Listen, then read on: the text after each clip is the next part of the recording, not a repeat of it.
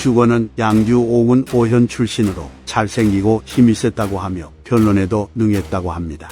황무초의 송건의 부름을 받아 오관낭중에 임명되었고 이후 관리들의 비리를 감찰하는 시여사의 자리에 오릅니다. 당시 선조상서 그렴은 부패한 자들이 관직에 있는 것을 증오하여 그들을 가려내 한꺼번에 쓸어버릴 계획을 세웁니다.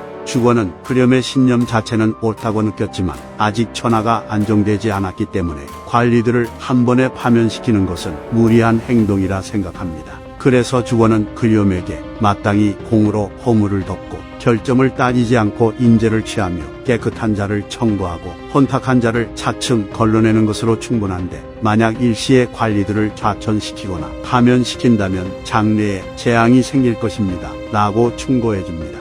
하지만 그렴은 주거의 조언을 받아들이지 않았기에 결국 정치 개혁에 실패했다고 합니다.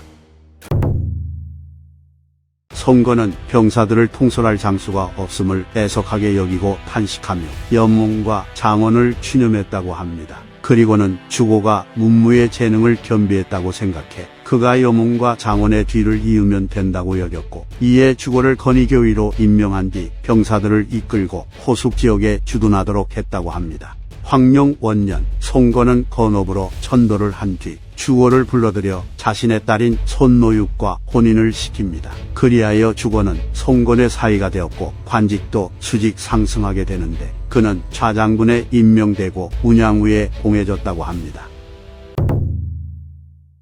가와 연간에 오나라에서 비로소 큰 동전이 만들어졌는데 그 동전 하나당 500전의 가치가 있었다고 합니다. 그리고 어느 날 주거 휘하의 병사가 응당 3만 민을 받아야 했으나 부패한 관리인 왕수가 거짓말을 해 그것을 중간에서 가로채 버렸다고 합니다. 그런데 하필이면 당시 권력을 등에 업고 횡포를 부리던 간신 여일이 이 사건을 보고는 주거가 돈을 빼돌렸다고 결론을 내린 뒤 그 돈과 관련된 사람들을 체포하고 고문해 죽여버리는 만행을 저지릅니다. 주거는 매우 슬퍼하며 아무런 죄를 짓지 않았음에도 고문을 받다 죽은 자신의 부하들을 위해 그들의 장례를 후하게 치러줬으나 여일은 이것을 보고는 또 표를 올려 주거의 부하들이 주거가 돈을 착복한 사실을 숨겨줬기 때문에 장례를 후하게 치러줬다고 주장하며 아무런 근거 없이 주거에 대한 참설을 이어갑니다. 송건은 여일의 말을 믿고 주거를 불러 수차례 꾸짖고 신문했으나 주거는 스스로 진실을 밝힐 방도가 전혀 없었기에 자포자기한 상태로 처벌을 받길 기다렸다고 합니다.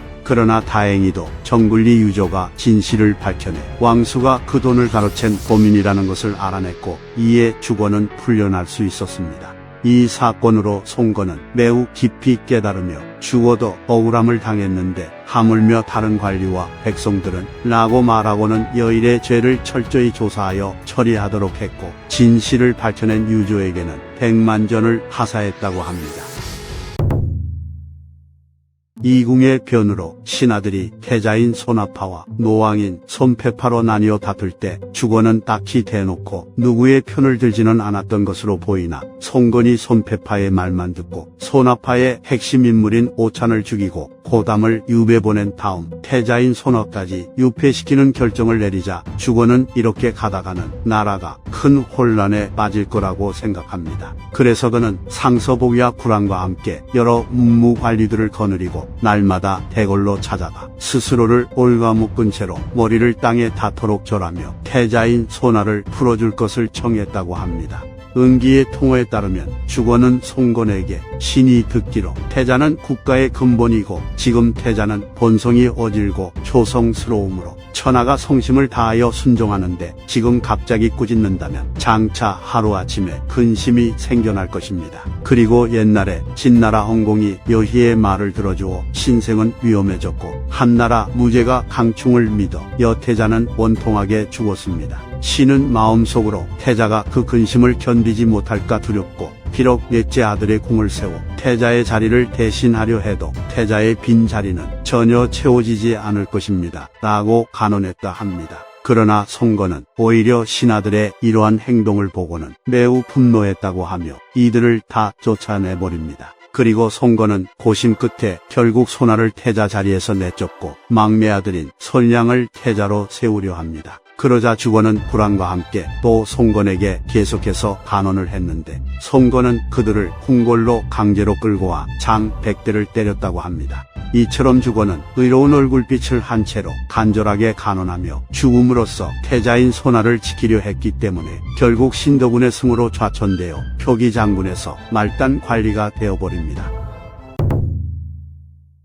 손패파의 일원이었던 중서령 손홍은 송건이 병으로 들어누운 틈을 타 거짓 조서를 내려 주거를 죽이라 명했고, 이로 인해 주거는 임지에 도착하기도 전에 죽었으니 이때 그의 나이 57살이었다고 합니다. 송건의 막내 아들 솔량이 송건의 뒤를 이어 황제가 된 시기에 주거의 두 아들인 주웅과 주소는 각자 병사들을 통솔하게 되었으나 악녀인 손노반의 모함으로 인해 모두 죽임을 당합니다. 그러나 다행히도 주웅에게는 자손이 있어 주거의 대는 끊어지지 않았습니다. 영한 영간에 주거는 다시 복권되었고, 주웅의 아들 주소는 운양 후에 자기를 이어받게 되었으며 공주와도 결혼했다고 합니다. 그리고 주소는 소노의 시대에 이르러 할아버지인 주거처럼 표기장군의 자리에 올랐다고 합니다. 참고로 오나라 3대 황제인 손유의 아내는 주부인으로 그녀는 주거와 손노육 사이에서 난 딸이기 때문에 손유는 자신의 조카와 결혼한 것이 됩니다. 주거는 항상 겸손하게 자기를 낮추고 선비들을 대우해줬으며 재물을 가볍게 여기고 베푸는 것을 좋아했기에 많은 녹봉을 받고 많은 재물을 하사받았으나 집에는 남은 것이 거의 없었다고 합니다. 이상 삼국지 인물열전 주거편 마치겠습니다. 재미있게 보셨다면 좋아요와 구독, 알림 설정 부탁드립니다. 감사합니다.